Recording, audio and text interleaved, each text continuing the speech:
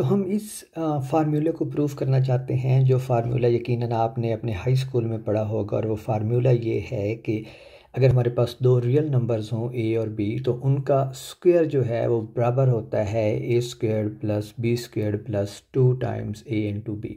और इसको हम साबित करना चाहते हैं कि ये फार्मूला वाकई ही ऐसे ही होता है।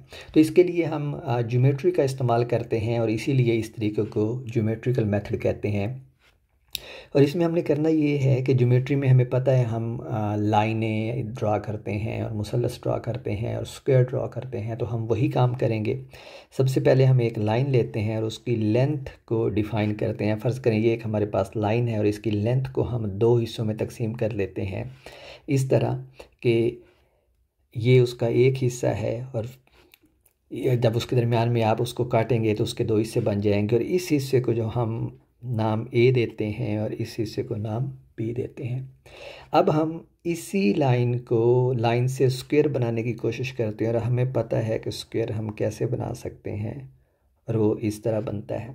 और अगेन हम इस लाइन को अगर डिवाइड करें दो हिस्सों में, तो ये उसका एक हिस्सा बनेगा और नीचे वाला दूसरा। और इसमें भी जो ये वाला पार्ट है इसकी लेंथ ए होगी और इसकी लेंथ बी होगी। और अब यहाँ से हम इस स्क्वायर को कंप्लीट कर सकते हैं इस तरह कि हमारे पास ये अब एक स्क्वायर बन गई है। और इससे अगर हम स्क्वायर को कंप्लीट करना चाहें तो हम इन लाइंस को यूँ मिला सकते हैं और इस लाइन को यूँ मिला सकते हैं। और अब हम इसकी हर साइड को नाम दे सकते हैं। ये लेंथ जो थी ये ए के बराबर है। क्यों ये ए के बराबर है? क्योंकि ये वाली लेंथ जो है ये ए के बराबर है, तो ये वाली लेंथ भी ए के बराबर होगी। तो अब जब हम इसको नाम देना चाहेंगे तो ये लेंथ हमारी बी है, ये लेंथ भी बी है, और ये लेंथ भी ए है, और ये लेंथ भी ए है, और ये लेंथ भी ए है। तो अब अगर आप देखें तो हमने इस एक बड़ी स्क्वायर को छोटे छोटे स्क्वायर्स में और रेक्टेंगल्स में तकसीम कर लिया है। और इनमें अगर हम देखें तो हमारे पास जो ये बड़ी स्क्वायर बन रही है, इस स्क्वायर का एरिया अब हम कैलकुलेट कर सकते हैं। और एरिया इसका क्या होता है?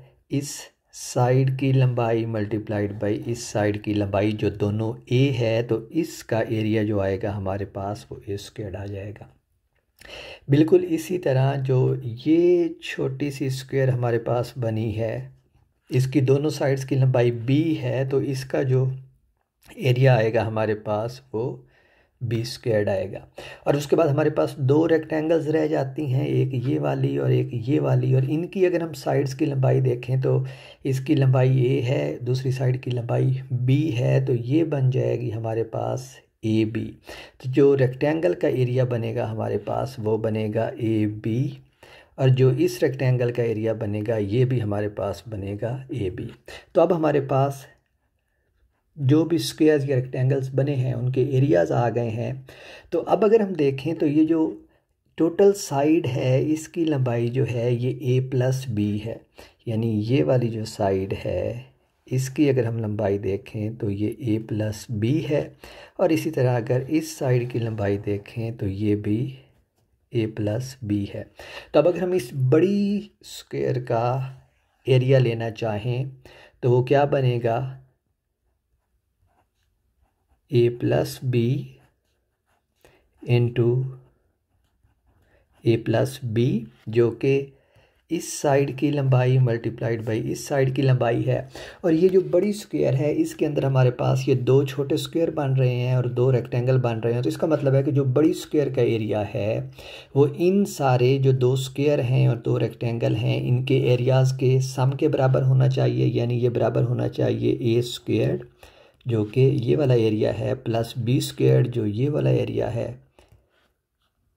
A square plus B square plus, अब हमारे पास दो रेक्टेंगल्स रह गई हैं, इसका एरिया भी ए बी है और इसका एरिया भी ए बी है, तो ये बन जाएगा plus A B plus A B.